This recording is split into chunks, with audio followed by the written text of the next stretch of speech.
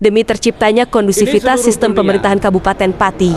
Rianta SH menghimbau masyarakat dan seluruh anggota GJL bersabar menunggu dan menerima apapun hasilnya proses hak angket yang sedang bergulir saat ini.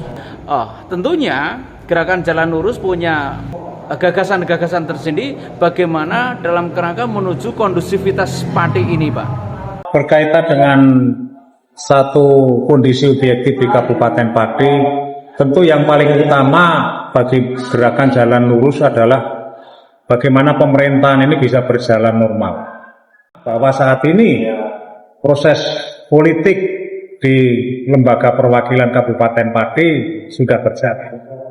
Jadi apapun hasilnya, proses politik berupa penggunaan hak angket DPRD Kabupaten Pati ya kita tunggu untuk bagaimana bisa menerima proses ini dengan sabar. Apakah ada rekomendasi khusus dari pihak kepemimpinan GJL terhadap para anggota, Pak? Jadi GJL itu silahkan lakukan apapun sepanjang tidak dilarang oleh hukum.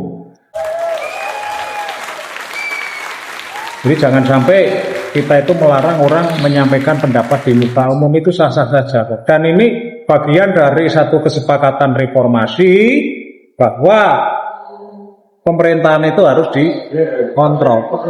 Menurut mantan anggota DPR RI periode 2019 sampai 2024 ini, kekuasaan yang tidak dikontrol akan cenderung menyimpang dan korup. Kekuasaan apapun ketika tidak dilakukan pengawasan, tidak dilakukan kontrol, ini tentu ada kecenderungan untuk menyimpang, ada kecenderungan untuk korup. Menurut Bapak sendiri, sistem pemerintahan yang baik itu seperti apa sih, Pak? Sistem pemerintahan yang baik tentu sistem pemerintahan yang dapat menjamin hak-hak warga negara. Kalau menurut pandangan saya, sistem demokrasi ini merupakan satu sistem akhir zaman. Kan tidak ada, menurut pandangan saya tidak ada sistem yang lebih baik kecuali demokrasi itu sendiri. Jadi intinya jangan anti kritik dan transparan ya, Pak. Kalau transparan itu kan memang asas-asas pemerintahan yang baik kan memang sudah ada sejak lahirnya reformasi.